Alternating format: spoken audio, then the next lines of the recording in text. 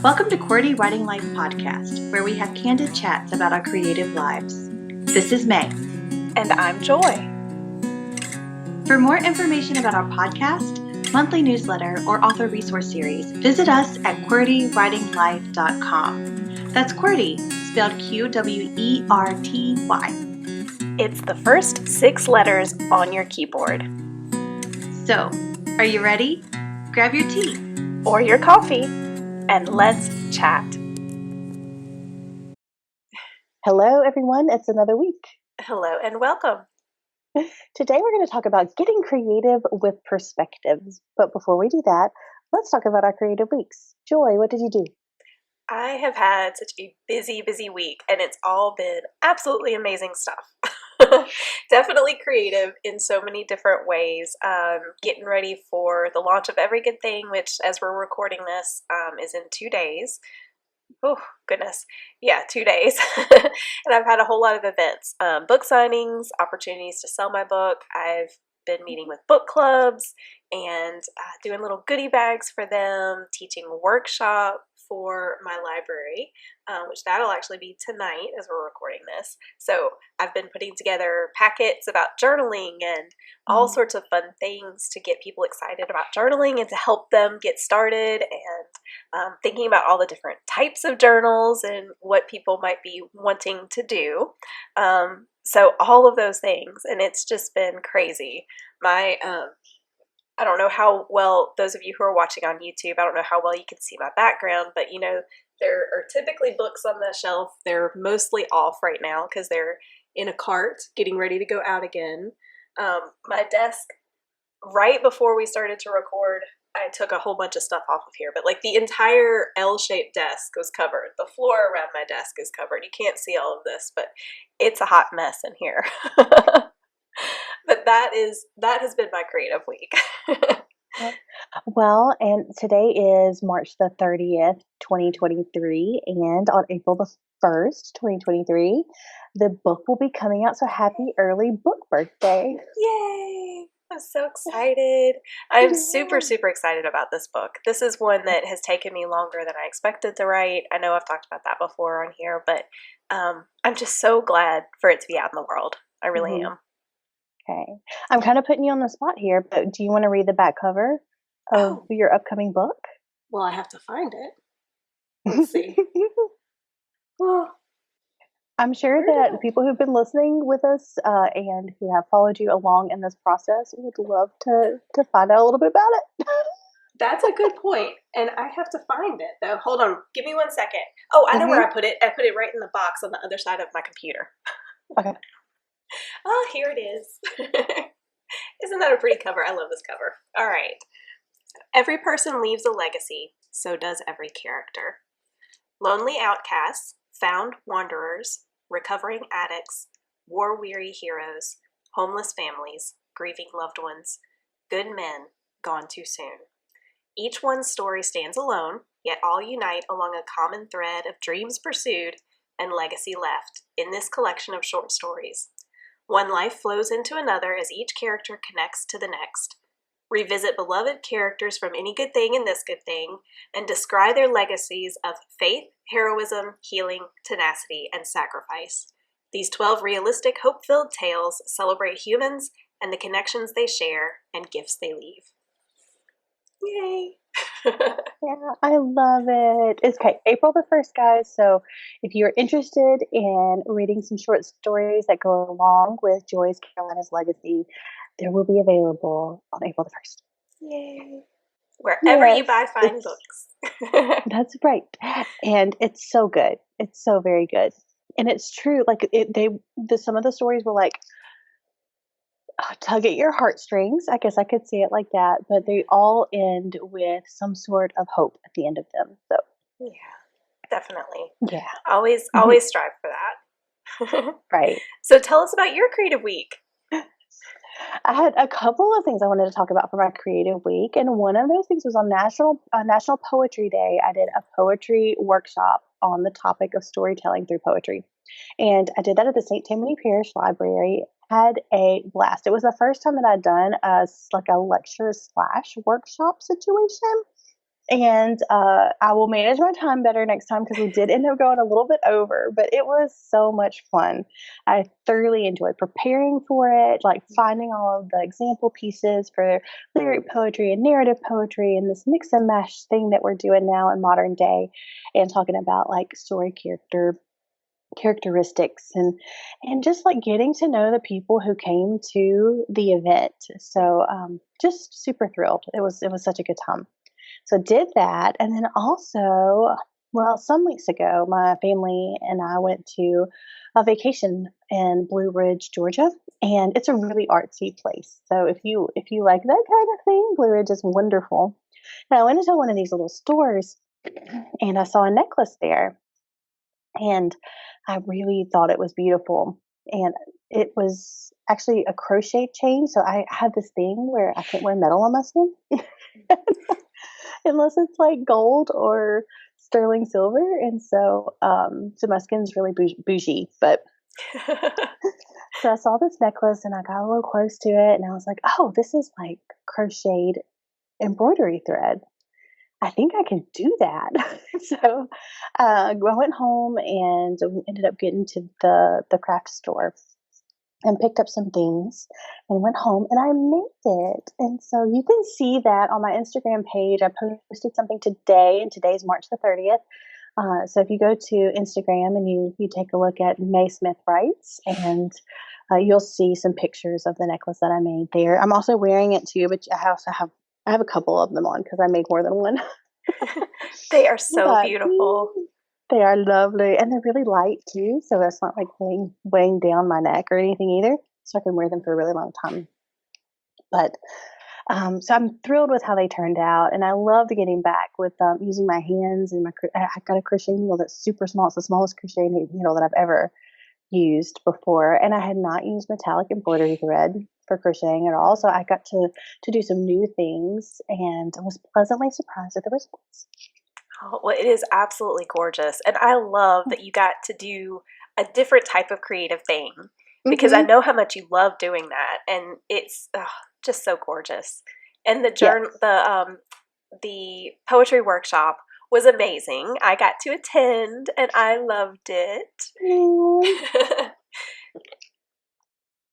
It kind of, I haven't taught in a really long time. I used to teach all the time.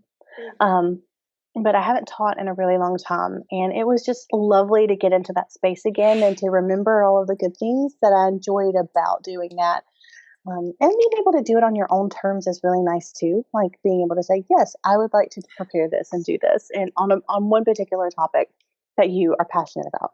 Yeah. So Well, and I, teaching is a creative endeavor in itself, you know? oh, for sure, because you have to find the creative ways to get in touch with the people who you're teaching, and Yeah.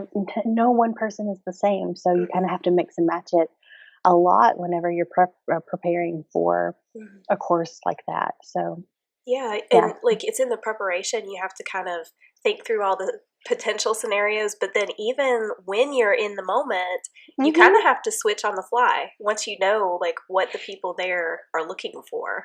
I think Right, it's especially in very creative fluid. workshops. Yeah.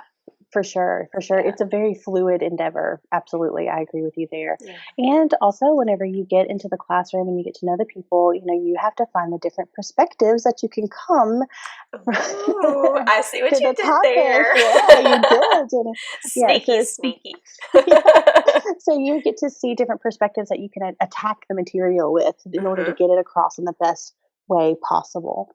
Yeah. So, which leads us directly into our topic, which is getting creative with perspectives. What was the inspiration for this topic, Joy? So, the inspiration for this topic was when we were recently working on a design together. So, you guys know that this whole season has been May and I workshopping things together. And it started out with the Finders Keepers, a practical approach to find and keep your writing critique partner workbook that we have been working on together. And we decided we needed to take a small break from that until we can complete the work when we're in person together. So we talked about that a few episodes back. So in the meantime, though, we decided to redeem that creative time we gave ourselves by designing some different things that we can use one day down the road when we open our QWERTY merch store, which is another creative dream and goal that we've had together.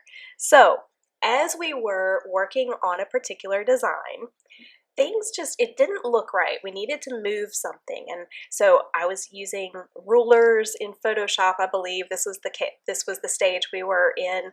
And the rulers said that it was right. Like, that's where it was supposed to be. The math said it was right. But our eyes said, not so much.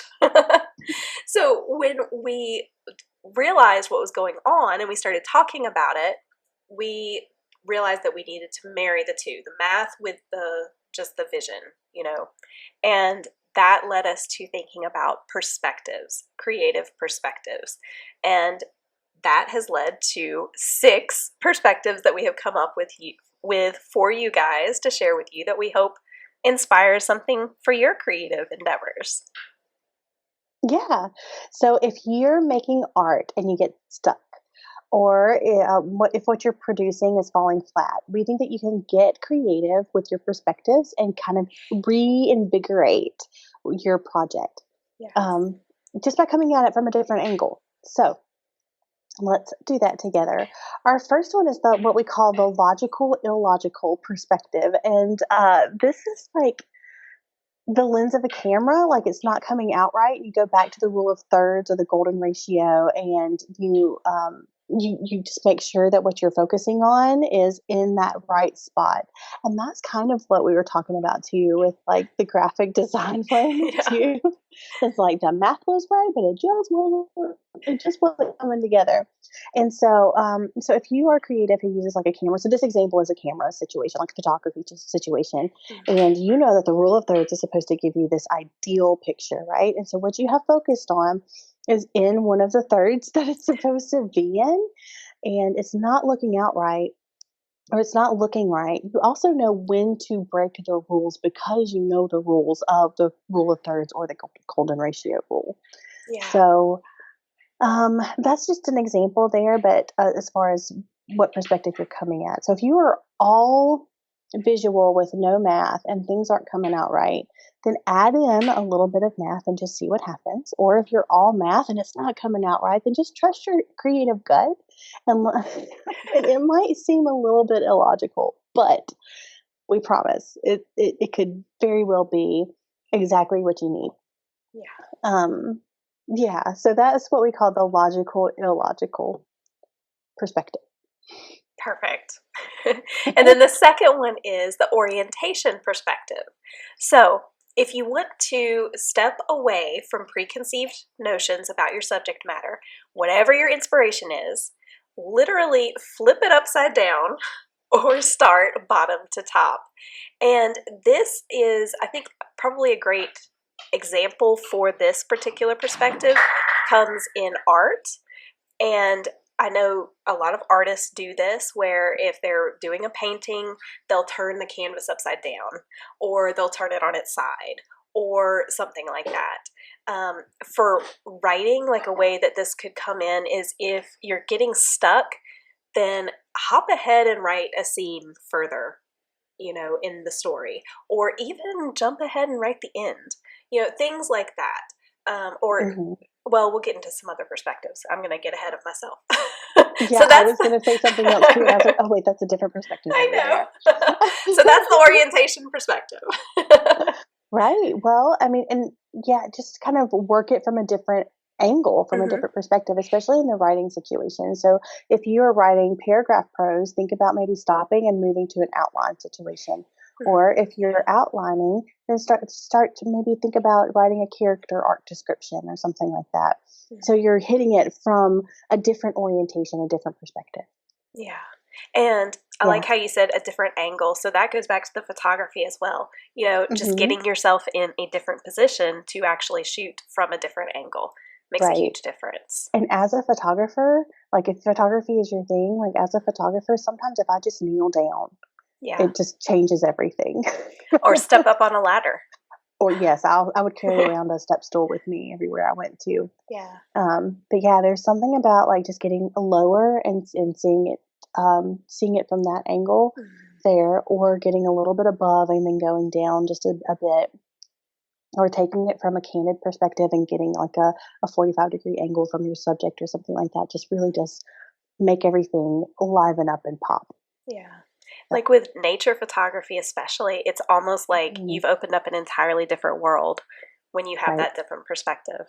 So, hmm That's going to be an excellent example too for the next perspective, which is distance perspective. yeah. And this is kind of where we are getting closer or we're getting farther away from our focus or our project subject. So this is like if you are too close to your project and you're focusing on this one minute detail, then maybe we need to step back and kind of take a look about what's happening around that minute detail that might give us a little bit more knowledge on how to handle that situation. And that could be painting, it could be writing, it could be photography, it could be anything, right? That's what I love about these creative talks because they really can go with pretty much anything. Yeah. We don't have to say specifically writing. Um, just because creativity is so universal and human. It's just okay. That's a whole nother topic, but I got to do a little sidebar for you. So It's a good sidebar.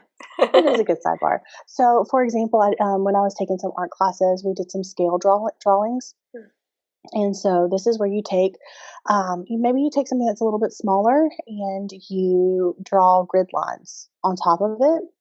And then if you want to blow it up even bigger, then you would, just mathematically adjust the size of the scale of each square that you have on there. And then draw a bigger grid on your canvas. Then what you would do is take like the first square on the top row on the left or something like that, and you would cover everything else up, but you would only draw what you see in that one square, mimicking it in the same square on the canvas. So you might only see like 4 different lines in 2 colors, and it doesn't make any sense, right? But the more interior of the squares that you draw on each one of those, it ends up becoming this big, beautiful picture by the end of the project.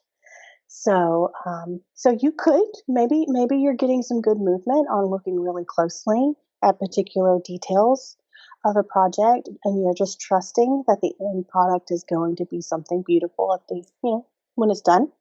And maybe that's working for you, and that's wonderful. You don't need a new perspective. But if you get to a point where you're just like, oh, this is just the worst. I ended up doing a scale drawing and I chose like a really large canvas for like a wallet sized picture.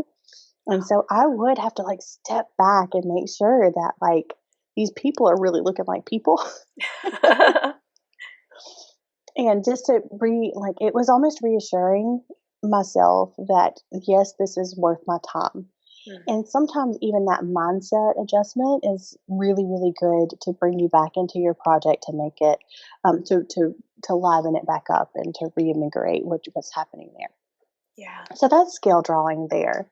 Well, I think we definitely do that in our writing as well. I mean, I feel like I constantly zoom out and in, just mentally especially when I'm going through the revision and editing stages of the process, reminding myself of the big picture of the story and then coming back into the particular scene where I am or the particular little line of dialogue or whatever. And so that's a way for authors to really focus on and maintain the purpose of their piece throughout the project.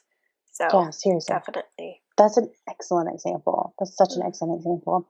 And I also have to remember in that kind of situation too, where it's okay to skip around onto a different detail. So if you're stuck on one and on one small detail and maybe you need to do some research or something for it, it's okay to skip that part and go to a part that you're excited about and deal with that, with that detail. But the thing with that is that if you are somebody who skips around on their creative project, you do have to like make sure that the whole picture is fluid and comes together in a flowing, beautiful way whenever you're done. Because if it doesn't, then it looks very disjointed and it doesn't feel as if the project is one entity. Right. Yeah. Definitely a good word of caution there.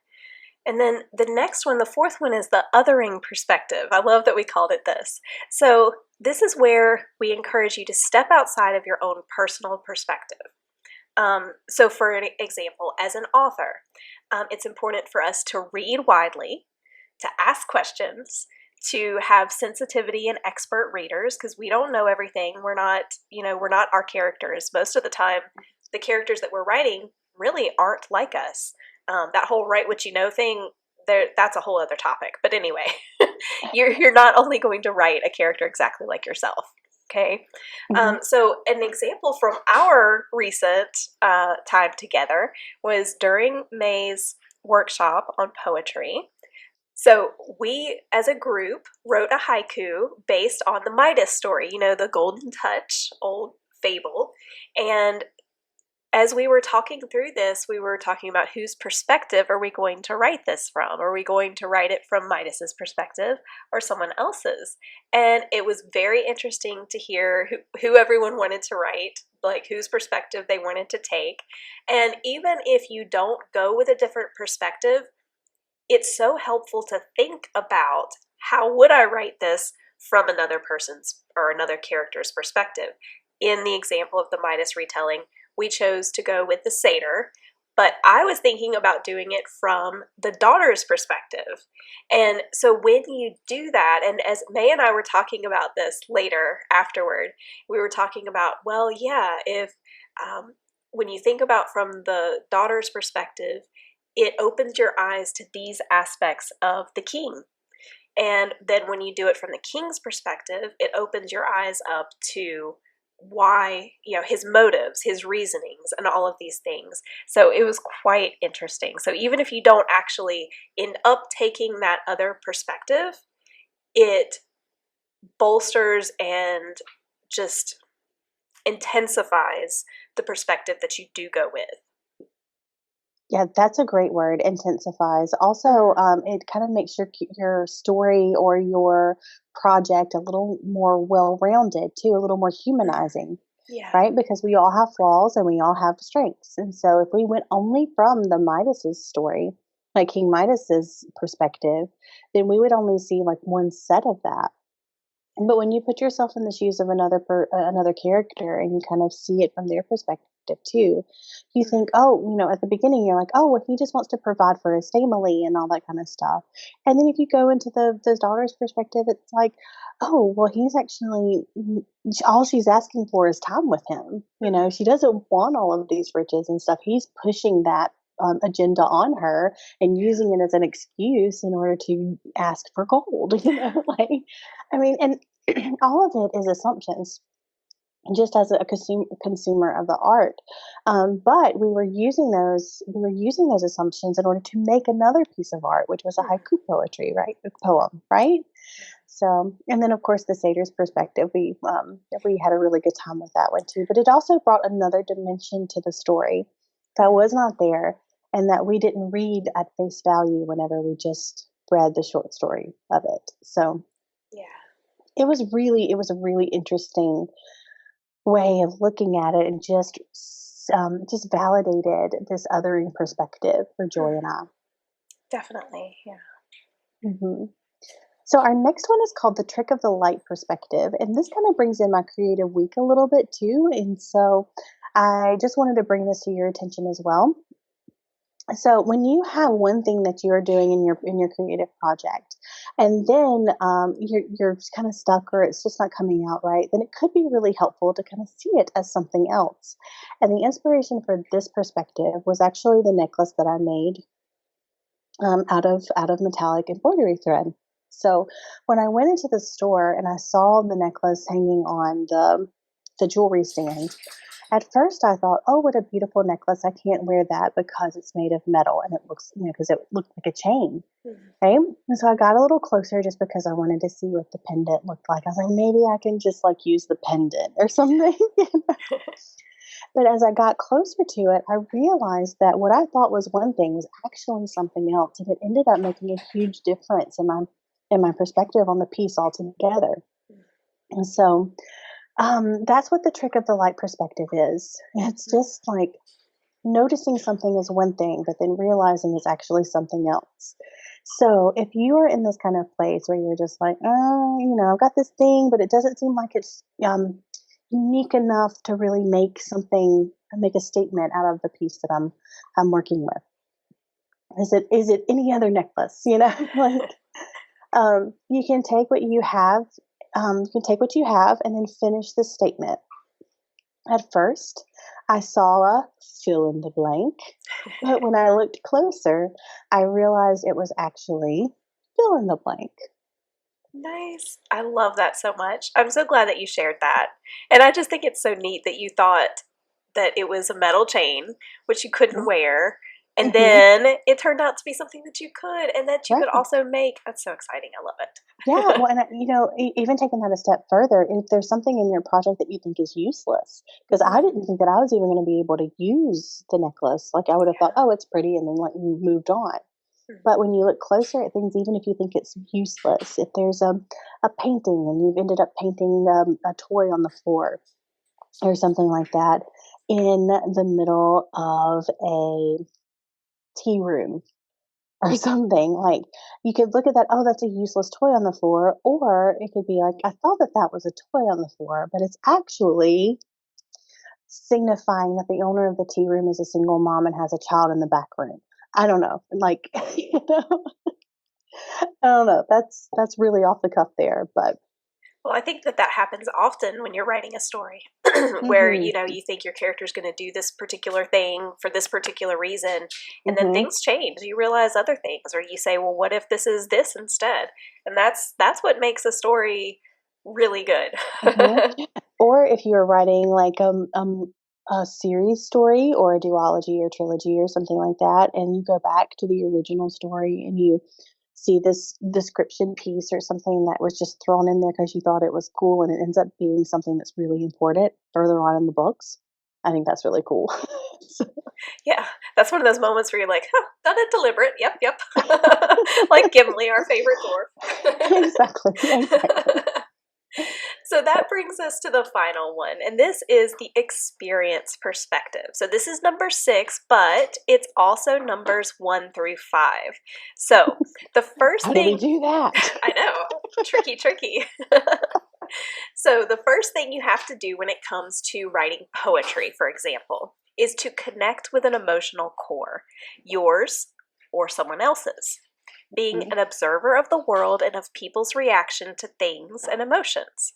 Empathizing and dwelling with your friends and family in good times and in bad makes your foundational experiences with which you approach art from the beginning deeper and more well-rounded. There you go. Right. In my author bio, I have that my poetry is based on a true story always. So is every poem that I write about me? Absolutely not. But it's based off of some sort of truth that I have either found within myself or have connected with in someone else's story. And it can be an inanimate object, it can be an animal, it could be some sort of personification for something. Like it doesn't matter, but it does have to be an emotional truth. And so that is something that I guess that's what I'm talking about here. Like when I talk about an experience perspective, and I think that's what you're talking about too. I feel like we're on the same page there. Yeah. Is that there has to be you have to have lived in order to have experienced things to connect to other people and other things that you're going to be creating about. Yeah. I don't know if I worded that well. Yeah, and I think it's important to say this specifically to kind of spell it out, because some creatives, not all, but some creatives do tend to be very introverted and don't like to go out very much and stuff like that. So it is important to understand that you do need to experience life, to be able to infuse that reality into your art. So push yourself a little bit, get some help with that, get a buddy, whatever it takes. But I do think that it's important to remember that life experiences are important for your art. Right. And to think about another type of creative who maybe does live outside of the home, but begrudgingly. You know, it's Are like you they talking about prefer to someone in do it. particular? No, not at all. But like, they enjoy writing or they enjoy their craft, whatever that craft is. But they really don't. They find it a burden to do other things outside of the home, and when really it's a gift because everything that happens to you outside of the home, everything that you go through, either good or bad, frustrating or miraculous, all of that culminates into who you are and how you create. So um, if you are having those feelings of like, oh, I have to do the things I have to do, um, just think that living life not only like and building relationships and getting to know people and all of that stuff, like all of that enhances your life and in multiple ways, in your personal life, but also in your creative life. And so maybe you can find a little bit of joy today if you are feeling that way. So That is a great reminder for us. Thank you, May. So I think that it's time for a QWERTY challenge. I do too. So our challenge for you guys is there have to be more perspectives than this, right? These are just the 6 that we came up with that we wanted to share with you guys. But we would love to hear from you. Are there other perspectives? Can you think of some other ones? Give us some examples. Tell us a little bit about it. We want to hear all about it. So drop us a line, QWERTYWritingLife@gmail.com. We would love to hear it. We will respond. We like to chat. So definitely let us know. Yes, I cannot wait to see what kind of emails come in and to see what kind of creatives you are and how you attack your art. So wonderful. Well, you all have a wonderful week. Yes, and go make something. Bye. Bye. Welcome to QWERTY Writing Life podcast, where we have candid chats about our creative lives. This is May. And I'm Joy. For more information about our podcast, monthly newsletter, or author resource series, visit us at QWERTYWritingLife.com. That's QWERTY, spelled QWERTY. It's the first 6 letters on your keyboard. So, are you ready? Grab your tea Or your coffee, and let's chat.